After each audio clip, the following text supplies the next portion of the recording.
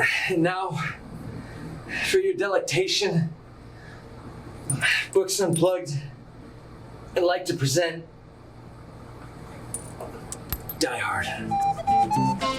Here now, Books Unplugged. Books Unplugged. Adaptation for your delectation. Now, Books Unplugged. Here with Ed and Dan. Books Unplugged. Page to screen and in between. Books Unplugged. Which would you destroy? Welcome to Books Unplugged. I'm Ed. This is Dan. This is the show where we take a book that was turned into a movie or something else, and we talk about it. So we're gonna start with Rambo. No, we're not. We're starting with Die Hard and Nothing Lasts Forever, the book version. Die Hard is the story of an East Coast cop that goes to Los Angeles to a Christmas party to rekindle a relationship. During that party, criminals show up and they take all the partygoers hostage except for John McClane, who escapes into the upper part of the building, and with a little bit of help, incompetent help from the FBI and the local police force, he foils the plan. So, Dan, what do you love about any of it? About the book, the movie, the story, the adaptation? What do you love? But the book has got some great parts that I really love, and one of the things I actually love the most is Nothing Lasts Forever in the book. When Leland, by the end of the movie, he kind of sympathizes with the terrorists, and he, kind of helps them go through, just finishes their plan, and, and also kind of concedes that his daughter probably wasn't that great of a person. Yeah, I like that too. I'm going to talk about that one a little bit later. But first, I want to talk about the major thing that I love is the adaptation in general. I love what they did with the whole terrorist plot. Oh, yeah. Because in the book, the terrorist plot is like the plot of the book. It's these terrorists and they're doing all this stuff. Right. In the movie, they made them thieves, but the fake plot that they made. Right, their backstory. Yeah. Their backstory was the real plot to the book, and I thought that was brilliant. I also thought changing the daughter to the wife was a great move because it gives it that romantic interest and it makes for a better movie, even though I do like the daughter character in the book, and I like that she's kind of not that great a person as well. But yeah, I think that's probably my favorite bit. All right. We're gonna go on to our next segment. We're gonna put 60 seconds on the clock somewhere, I don't know, and we're gonna talk about little things. These are minor things that we love or hate. Yes. About any of the book, the movie, the adaptation, just little bitty things. We're gonna try to get as many out as possible. Someone tell Carl his brother is dead. I love that the daughter dies in the book. Oh, God damn it. That was my second one right there. Shut up, it's my turn. Daughter dies in the book because of the watch, but the wife is saved because of the watch. And the watch is important in both. I love that. All right.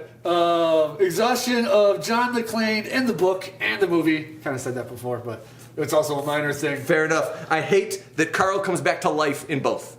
I hate that. Stupid. You. I don't like that in the book it's Tony Gruber, and in the movie it's Hans Gruber. I like Hans Gruber better. Tony Gruber sounds like he's also selling coke. That's true. I didn't think about that, but I do like that. My favorite part about the book, what I think should have been in the movie, is that in the first 100 words of the book, he's bleeding. Like he gets in a car accident in the first 2 paragraphs. Love that. Love that. He got a gash in his head, a deep one. Yeah. You. Exelon versus Nakatomi. In the book, the company is called Exelon. They're evil. I think Nakatomi was a better choice. Sure. Yeah. I don't care. But so I love that there's lady terrorists in the book. Not in the movie. But it would have been weird, but I get it. I love it. It's equal opportunity. He's very I like progressive it. for a 70s bad guy, terrorist, bank robber. I think we're out of time. Are we out of time? We're out of time. All right. Okay. All right. Okay, so now this is what we're gonna call "Was it in the book?" Because I get asked this a lot. People are like, "Oh, you're reading." They're like, "Oh, you're reading Die Hard? Is this in the book?" Oh. So we're going to answer those questions. We're gonna try. Today. Not all of those questions. You're probably not even going to read the book, even after this. I hope you read the book. Wait, I missed it. What is the book called? Oh, Nothing lasts forever. nothing lasts forever. All right, I'm going to ask you one here. All right. Going barefoot. Is he barefoot in the book like he is in the movie? Yeah, he's barefoot almost the whole time, and I've got something I want to talk about a little bit later. But yeah, he's barefoot pretty much for the whole thing. He never finds a pair of shoes. Finster, shoot the glass. Oh, that's not in the book. It's not, but kind of close to it. They set it up. Yeah. They set it up in like a dark hallway, and he's just like sneaking away, and he just steps into the glass, and he knows right away what happened. Yeah. But it's fluorescent glass too, and that hurts. Was Bill Clay Ooh, that's a good one.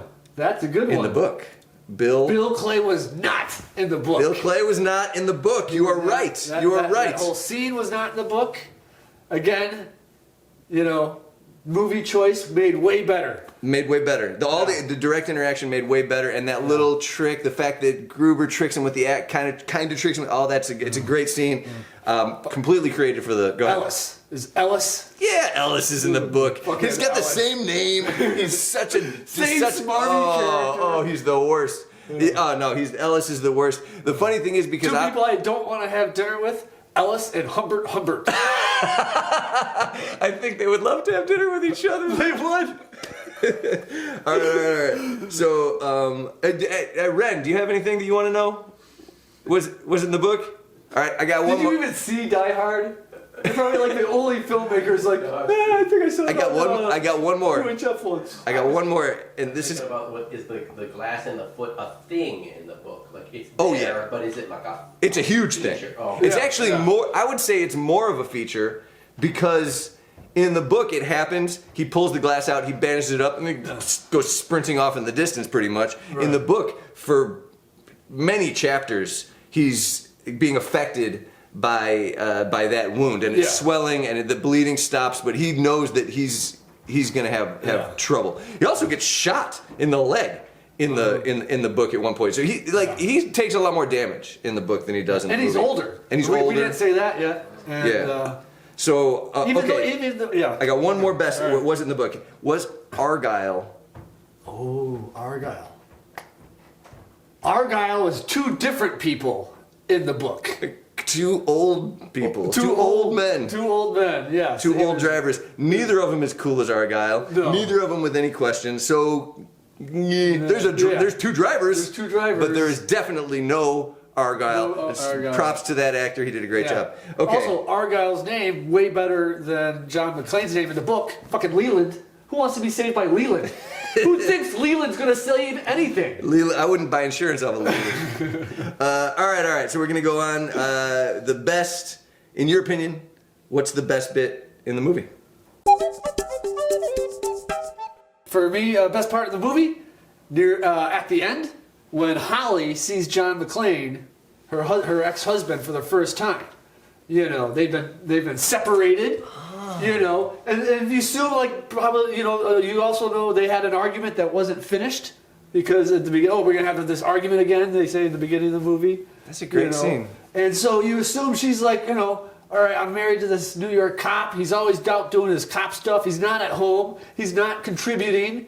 He's not pulling his weight. I'm with you. That's outstanding. And now she sees him bloodied, beaten down. This is the guy who you says doesn't do enough for the relationship of your family. He's practically killing himself to save you. You're a romantic. You're a romantic, and probably a selfish husband. Just throwing it out there. All right, for me, yes, I'm sorry. It's obvious. The roof jump.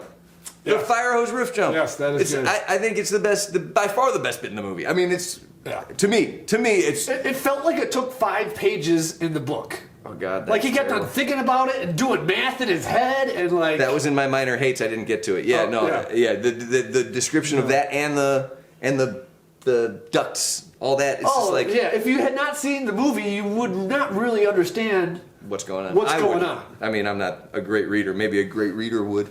but not me. So, what's the best bit in the book?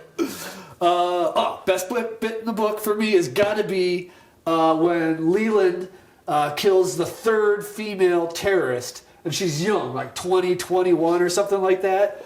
And it's a big, brutal fight. It's like, that was the fight where it's like the biting the thumb and punching. He they get up to the roof and he smashes her head into the ground. He's just like, bam, bam, gets her down. Then he's like, something has, like, she reaches for something. He pulls the gun. She knows he's got him.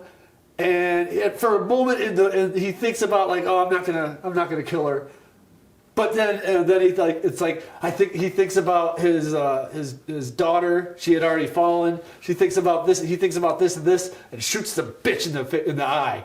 Yeah, he does. And, does he shoot her a few more times after that? I think so. Yeah. Yeah, that's and then brutal. even before that, before he shoots her, he's like, oh, she's so young, and he can see in her eyes that she realizes she had not lived an actual full life, and like regrets the choices that she's made or whatever. And then he's like, bam, shoots her in the eye. Yeah, that's brutal, man. That should have been in the movie too. That should not have been in the movie. They could have taken out one of the terrorists. That would have been horrible. They're brutally beating a woman. Yeah, I like Die Hard except for the brutal woman beating scene. Anyway, all right. Turn Carl's brother into a sister. To me, the best bit in the book is your major love of the book is the fact that in the book, McClane has basically killed them all, but he starts to get wind of their plan, the terrorists, and he sides with them and realizes that they're not going to be able to finish their plan because he killed them all. So their plan was to take all this money that they made from this bridge or something that it was crooked with the crooked government or something. It was blood money, whatever it was. Right. I forget exactly. But he agrees with them and he takes the money and he shoves it all out into the street. And I think that's just great. And I see that it's too nuanced for a movie, which is why it's better that it's just a robbery. It's simple, it's easy. And I think the guy that adapted it said that nobody likes a terrorist, but everybody likes a robber. So we are now doing What Were They Thinking? What Were They Thinking? Where we read a segment from the book and show you a scene from the movie to illustrate a still from the movie. Here it is, Ren. Can you get that? Can we see that? Got it. Are you able to get that in focus? All right. Does that help? So here in this scene, we've got John McClane has just snapped the neck of Carl's brother. Who's got no name as far as we know. As far as we know. He's just Carl's brother. Their parents were really mean.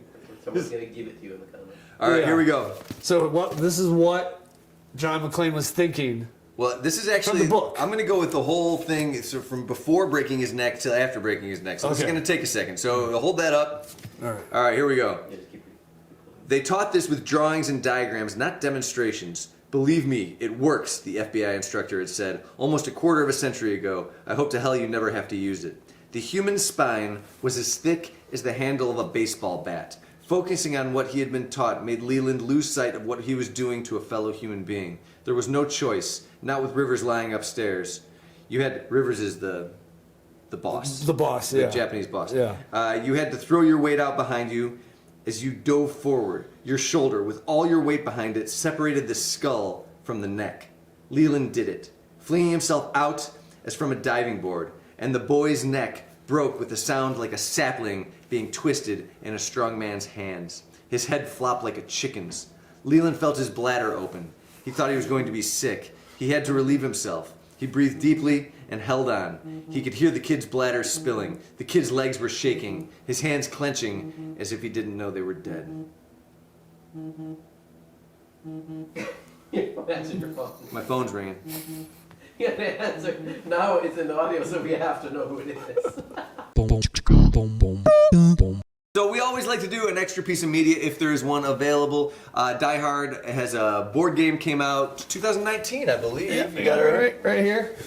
Oh, that's what that is. So yeah, this is Die Hard, the board game, the Nakatomi Heist. This is just a game. Okay, so 7 or a 5. 4, 3, and 7.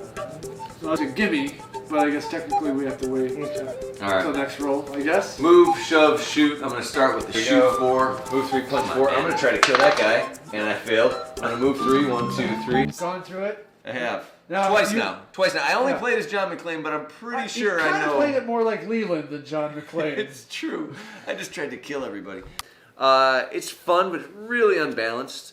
The second time I should have been like, I guess, avoiding the guys instead of trying to kill them, but it's way more fun to try to kill them. For that occasional board game player that have some friends over, I got the Die Hard. Yeah, Atomic board absolutely. game. 'Cause Yeah, it doesn't and- take too much to know how to play it. No, to it's get it going. it's easy. It's not that hard.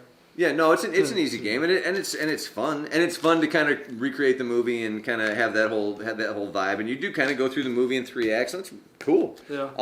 I wish we could use Hans Gruber more. Yeah, that sucks because Hans Yeah. Gruber doesn't come to the third act. We Right. didn't even see him in this game, Right. and the bad guys don't even get to play with Hans Gruber. Hans Gruber should be a badass character that you get to use throughout the whole thing. What do you think, Red? Oh, it was great. No, I mean, you don't I didn't even like it that remember- much. you don't I'm just not a remember the diehard. movie. Right, like I remember the movie well enough that like if you were into the movie, it's sweet. It's fun. Yeah, without the context. Well, it's a novelty. Without the context of the movie, it's not a very good board game. Oh yeah, it's pointless. Yeah, It's for fans of the yeah. movie. It would be. It's got all the scenes though. It's got the that's cool. The thing tied around you. You jump off the thing at the end through the glass. You got to step around the glass and shit and like all that stuff. It's just, if you love the scenes, it's funny and stuff. The first It couple might times. be cool if it was actually like a building that you got to play the board game on. Right, I mean, that would be cool. There's a lot of things that you could do that were cool, but I mean, It came with ultimately- some pyrotechnics where you set the top floor on fire. a helicopter. We're gonna need some new FBI guys because these are on fire. Yeah. Which would you destroy?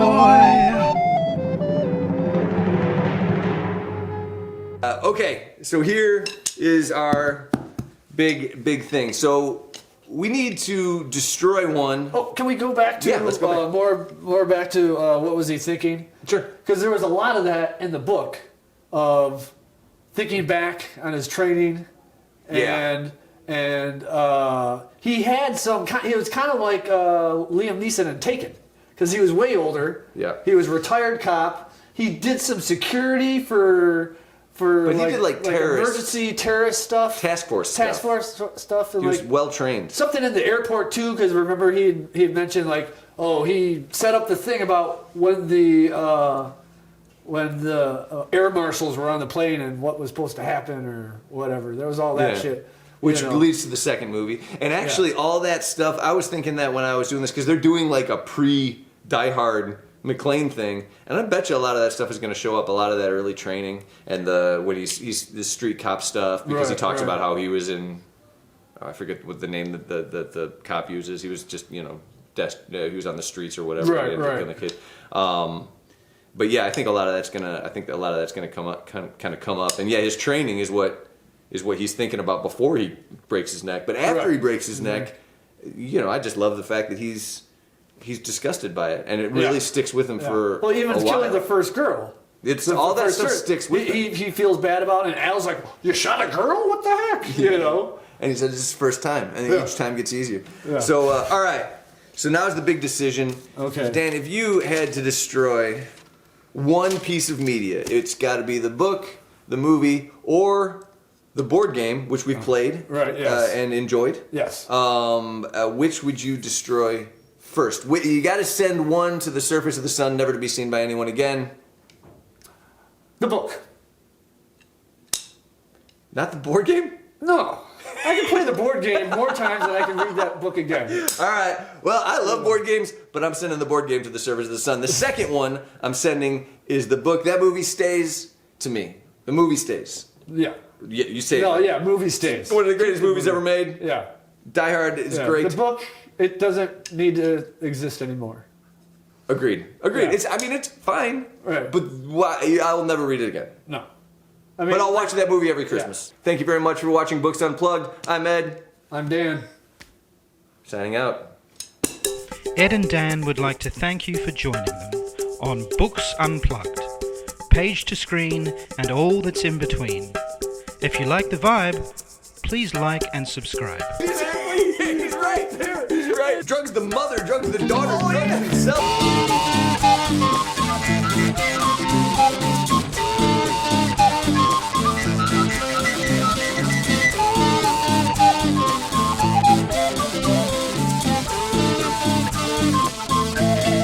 Dabba-doo-babba-doo-ba.